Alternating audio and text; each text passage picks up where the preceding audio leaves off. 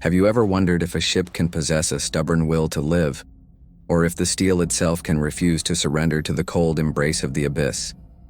Most vessels are born in the shipyard, but the legend of the USS Yorktown was forged in the impossible space between a death sentence and a resurrection. She was the Fighting Lady, a masterpiece of pre-war grace that became a spectral presence in the Pacific, a ship that the Imperial Japanese Navy claimed to have sent to the bottom of the Coral Sea.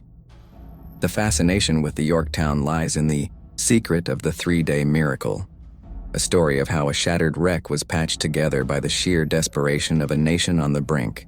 My name is a shadow lost in the white foam of the mid-Pacific now, but I remember the morning we limped back into Pearl Harbor, trailing a slick of oil that looked like the lifeblood of a dying giant. We were a crew of the Walking Dead, sailing a ship that the world had already written off. But we were about to become the ghost that would haunt Japan's greatest ambition. The fascination with the aftermath of the Battle of the Coral Sea was the secret flaw of our survival. As we arrived at Pearl Harbor with a shattered flight deck and internal wounds that should have taken months to heal, the psychological weight of the damage was immense. A 500-pound bomb had pierced her guts, and the shockwaves had buckled the very bones of the ship's structure. We saw the faces of the shipyard workers as they looked at the twisted metal and the scorched hangar, their eyes telling us what the official reports wouldn't, that the Yorktown was finished. The fascination of the command was Admiral Nimitz's impossible order, to have the ship ready for battle in just 72 hours. We felt the psychological weight of that deadline, a ticking clock that echoed through the dry dock as 1,400 men swarmed over the hull like a feverish army of ants. The air was filled with the blinding blue light of welding torches and the scream of saws, a rhythmic and desperate and beautiful and tragic effort to breathe life back into a corpse. I remember the secret flaw of those 72 hours, where the fascination with the repair work was matched only by the sheer bone-deep exhaustion of the men who refused to leave the ship's side. The psychological weight of the urgency was fueled by the intelligence reports that the Japanese were moving on Midway, with a force that could end the war in a single afternoon. We saw the repair crews still working as we began to pull out of the dry dock, their torches still sparking against the hull as the Fighting Lady moved back into the salt water. The fascination of the departure was the sight of the Yorktown trailing a wake of fresh paint and temporary patches, a ghost ship that was technically still a construction zone, but was already hunting for the enemy. We felt the vibration of the turbines, a heartbeat that was steady but fragile, a mechanical promise that we would make it to the fight even if we had to hold the ship together with our bare hands. We were a miracle of labor and grit, a vessel that had cheated the scrapyard to find its destiny in the middle of the most important battle of the century. The psychological weight of the arrival at Midway was the fascination of the second life, as we joined the Enterprise and the Hornet to form a thin gray line against the 4 giants of the Japanese First Air Fleet. The secret flaw of the enemy's plan was their absolute certainty that the Yorktown was already at the bottom of the ocean, a ghost that they never expected to see rising from the horizon. We saw our scouts returning with the location of the enemy carriers, a moment of electric tension that signaled the beginning of the hunt and the end of the peace. The fascination of the strike was the way the Fighting Lady launched her planes with a precision that betrayed none of the trauma she had endured just days before in the Coral Sea. We felt the psychological weight of the stakes, a realization that we were playing a game of poker with the fate of the Pacific, and the Yorktown was our hidden ace. The air was thick with the scent of aviation fuel and the sound of the SPD Dauntless engines, a roar that carried the vengeance of Pearl Harbor into the heart of the Japanese formation. I often think about the secret flaw of the first Japanese counterattack, the fascination of how the enemy pilots reacted when they realized they were diving on the very ship they thought they had destroyed. The psychological weight of the Ghost's defiance was revealed in the way our anti-aircraft guns filled the sky with a wall of black smoke and lethal steel, protecting the hull that had been so recently reborn. We saw the Val dive bombers coming through the clouds, their pilots focused on the Yorktown as if she were a personal insult to their honor and their skill. The fascination of the impacts was the way the ship absorbed 3 direct hits.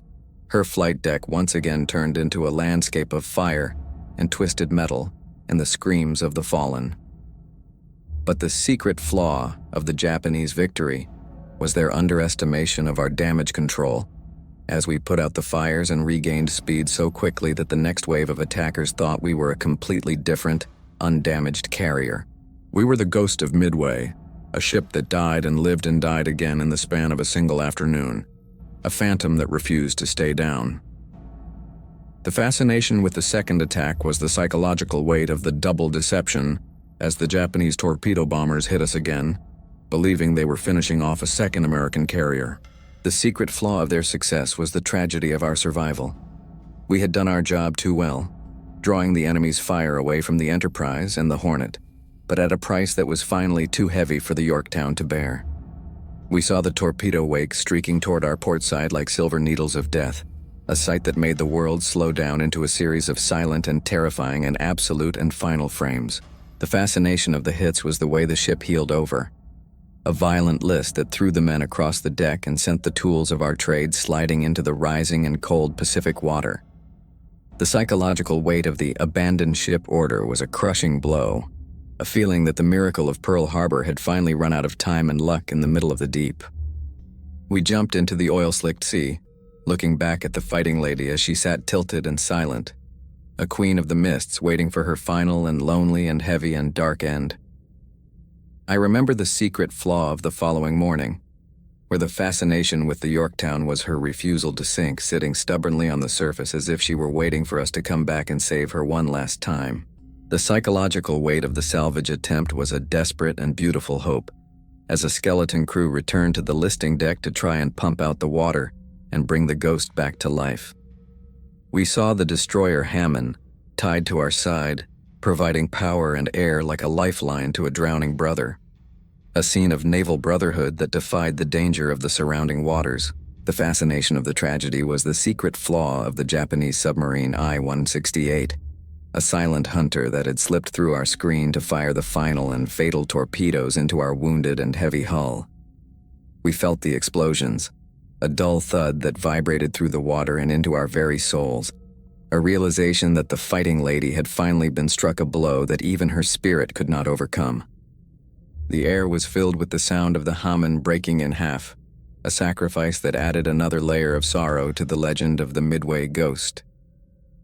The psychological weight of the final roll was a moment of absolute reverent silence among the survivors as we watched the Yorktown slowly turn onto her side and slide beneath the waves. The fascination of the sinking was the way she went down with her colors still flying, a dignified and tragic and monumental and naval conclusion to a life that had changed the course of the war. The secret flaw of our grief was the knowledge that she had done exactly what she was born to do. She had drawn the enemy's fire, absorbed their fury, and bought the time necessary for the final victory at Midway. We saw the bubbles rising from the deep, the last breath of a giant that had lived 2 lives in the span of a single month, a ship that had become a legend before she ever touched the bottom of the sea. The fascination of the loss was the clarity of the sacrifice, a realization that without the 3-day miracle and the ghost's defiance, the map of the world might look very different today. We were the crew of the Yorktown, and we watched our home vanish into the dark, knowing that she was now a part of the mists and the stars. I often think about the secret flaw of the ocean's memory, the way the site of the Yorktown's rest was lost for decades, a fascination with a ghost that refused to be found until the deep-sea explorers finally located her in 1998. The psychological weight of seeing her sitting upright on the seabed, 5,000 meters down, was a jolt of recognition that brought the Fighting Lady back into the light of the modern world. We saw the photographs of her guns still pointing toward the surface, a silent and permanent and heavy and dark and cold and silent and heavy and deep and oily and bloody and terrifying and absolute defiance against the passage of time. The fascination of her state was her preservation, the cold and lightless depths acting as a shield that kept her spirit intact, and her story alive for a new generation of history seekers. We felt the psychological weight of the closure, a realization that the ghost was still on watch, a sentinel of the mid-Pacific that would never truly be forgotten as long as the sea is blue and the memory is long. The Yorktown is a legend, and we are the witnesses, and the story of her resurrection is a flame that will burn forever in the dark.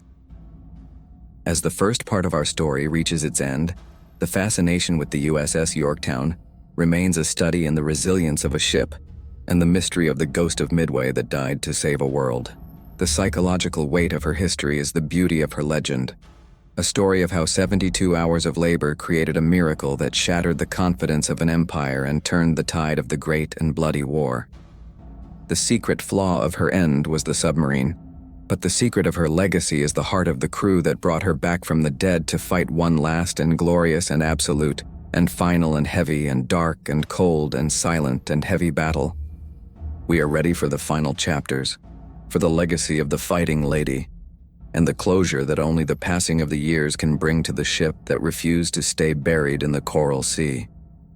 The fascination of the Yorktown is her immortality, a story that grows stronger with every passing year, a reminder that some things are truly indestructible, even in the middle of the fire and the salt and the oil. Here is Part 2 of the Yorktown saga. This section focuses on the psychological warfare of her resurrection, the terrifying second death during the battle, and the secret flaw of the Japanese intelligence that led them to believe they were fighting a fleet of ghosts. The fascination with the morning of June 4th was the sheer cold disbelief of the Japanese scout pilots as they radioed back the position of an American carrier that shouldn't have existed. The psychological weight of the ghost's appearance was a weapon more powerful than any torpedo, as it sowed seeds of doubt in the minds of the Japanese admirals who had toasted to the Yorktown sinking just weeks before. The secret flaw of their certainty was our silence. We had moved across the Pacific under a total radio blackout, a gray phantom emerging from the mists of the north to strike at the heart of the Imperial plan. We saw our dive bombers clearing the deck, a rhythmic and desperate and beautiful and proud movement that felt like the ship itself was exhaling a breath of vengeance. The fascination of the launch was the speed, a mechanical and human perfection born from the fear that every second on the surface was a second. We were inviting the abyss to finish what it started. We felt the ship vibrate as the SBD Dauntlesses roared overhead, carrying the 3-day miracle into the sky to find the giants of the Japanese First Air Fleet. I remember the secret flaw of the Japanese counterattack, the fascination of the moment the first wave of Val dive bombers broke through our combat air patrol to find the Yorktown. Waiting in the sun, the psychological weight of the target lock was a physical pressure, as we watched the black specks in the sky grow larger and more lethal with every passing heartbeat. We saw the anti-aircraft fire creating a ceiling of steel above our heads, a desperate and violent and loud and heavy shield for the fighting lady that had already endured so much fire and salt. The fascination of the hits was the way the ship absorbed 3 massive bombs, one of which plunged through the flight deck and extinguished the boilers, leaving us dead in the water and shrouded in a thick, black, oily smoke. The secret flaw of the enemy's victory was our resilience. While they flew away thinking they had finally killed the ghost, our black gang worked in the lightless and stifling and hot engine rooms to restore power. We felt the deck shudder as the engines coughed back to life, a mechanical resurrection that saw us reaching 20 knots again before the next wave could even find our coordinates. The psychological weight of the second attack by the Japanese Kate torpedo bombers was the fascination of a ship being hunted by pilots who were convinced they were attacking a brand new, undamaged carrier. The secret flaw of our efficiency was that we looked too good. We had patched the holes and cleared the smoke so effectively that the Japanese concluded we must be the Enterprise or the Hornet. We saw the torpedo planes coming in low over the water, their silver shapes skimming the waves like lethal insects aimed at our vulnerable and heavy and dark and cold port side.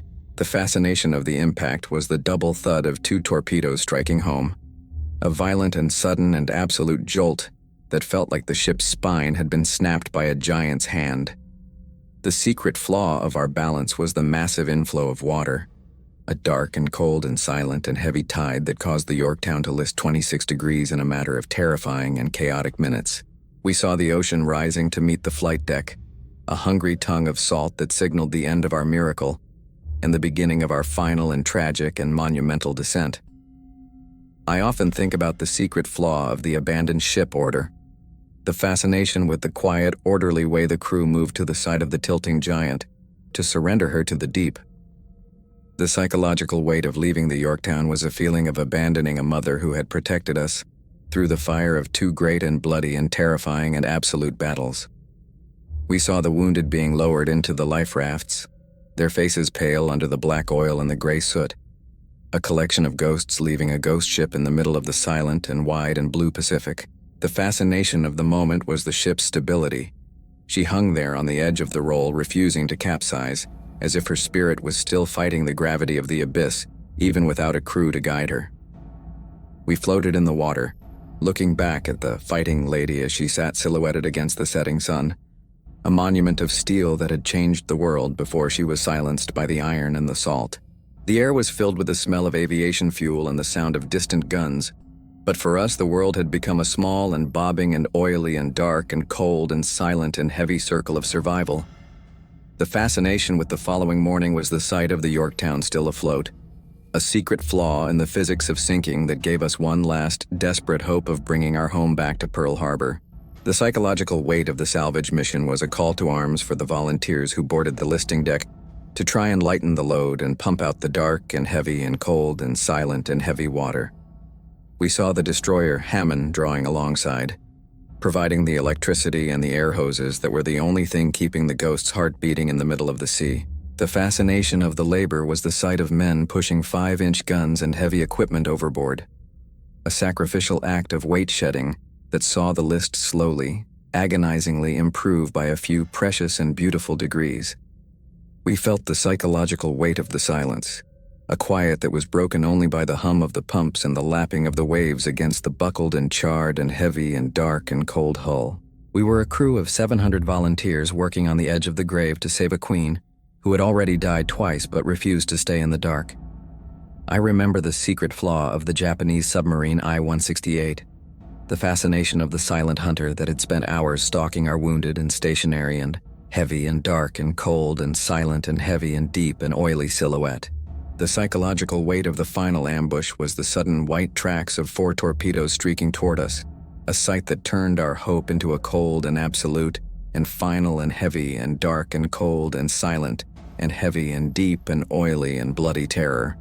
We saw 1 torpedo strike the Hammond, breaking her back in a single and violent and sudden and terrifying and absolute and final and heavy explosion that sent the destroyer to the bottom in minutes. The fascination of the tragedy was the 2 torpedoes that struck the Yorktown, the final blows that even the fighting lady could not absorb or survive or defy in the middle of the fire. The psychological weight of the second abandoned ship was a crushing and heavy and dark and cold and silent and heavy and deep and oily and bloody and terrifying and absolute and final and heavy realization that the miracle was over. We watched the Hammond's depth charges explode underwater as she sank, a final and violent and loud and heavy salute to the carrier she had died trying to save. The fascination with the final hours of the Yorktown was the way she lingered on the surface throughout the night, a secret flaw of the iron that allowed her to see one last sunrise over the Pacific she had helped to win. The psychological weight of the dawn was a beautiful and tragic and monumental and naval and heavy and dark and cold and silent and heavy and deep and oily and bloody and terrifying and absolute and final and heavy moment of closure. We saw her finally begin to roll, her flight deck disappearing beneath the waves with a dignity that silenced the thousands of sailors who were watching from the escorting ships. The fascination of the sinking was the sound, a series of muffled explosions and the groan of metal as the pressure of the deep began to reclaim the fighting lady for the dark and the cold and the silent and the heavy and the deep. We saw the last of her keel vanish, a red shadow in the blue water, and we knew that the ghost of Midway had finally found her rest in the middle of the most important and bloody and heavy and dark and cold and silent and heavy battle of the war. The air was empty, the sea was still, and the legend of the resurrection was now a permanent part of the mist and the salt and the oil and the stars. I often think about the secret flaw of the Yorktown's legacy, the fascination with how a ship that was sunk in the Coral Sea was the one that delivered the killing blows to the Japanese carriers at Midway. The psychological weight of her sacrifice is the realization that without the fighting lady, the victory at Midway might have been a stalemate or a defeat, a secret flaw in history that we corrected with our blood and our iron. We saw the maps of the battle after the war, a series of lines that led back to the 3-day miracle at Pearl Harbor and the spirit of the men who refused to let the giant die. The fascination of the history is the way it remembers the Yorktown not as a victim, but as a warrior who rose from the grave to strike a final and decisive and absolute and final and heavy and dark and cold and silent and heavy and deep and oily and bloody and terrifying blow for freedom. We were the crew of the Ghost, and we carry her name with a pride that is as deep as the ocean and as heavy as the steel and as bright as the fire of the sun. The Yorktown is gone, but her shadow is a shield that still protects the memory of the light and the spirit of the ship. The fascination with this secret flaw of the ocean's memory is that it preserves the Yorktown in a state of eternal and beautiful and heavy and dark and cold and silent and heavy and deep and oily and bloody and terrifying and absolute and final and heavy perfection. The psychological weight of her history is a physical fact that remains unchanged by the passing of the years or the dismantling of the ships or the silence of the veterans and the memory of the light. We imagine her sitting on the seabed, her gun still pointing toward the surface, a sentinel of the mid-Pacific that is still watching for the enemies of the light and the dark, and the cold and the silent and the heavy and the deep. The fascination of her state is her eternity, an existence that is no longer tied to the metal but to the courage and the honor and the loyalty of the 3-day miracle crew. We are the last link to that ghost of Midway, the only ones who can still feel the vibration of her screws and the heat of her 1,000-degree fire on our skin. The psychological weight of the history is a light that shines on the truth of our survival and the scale of our tragic and monumental and naval and beautiful and absolute and final and heavy success. As the legendary story of the USS Yorktown and the Ghost of Midway reaches its final and quiet end, please consider subscribing for more naval mysteries. We are dedicated to telling the stories of the ships that rose from the dead and the men who lived in the shadows of the most colossal and beautiful and heavy and dark naval triumphs. The fascination with the CV-5 is a tribute to the power of resilience, sacrifice, and the incredible and silent price of being the ship that simply wouldn't stay buried in the Coral Sea. Comment below. Do you believe the Yorktown's 3-day miracle was the single most important event of the Pacific War? Share this story of resurrection and survival to help us keep the memory of the fighting lady alive for a new and curious and modern generation of history seekers. Your support allows us to explore the secret flaws of history and bring the heroic phantoms of the deep back into the light of the modern and busy and noisy and living world.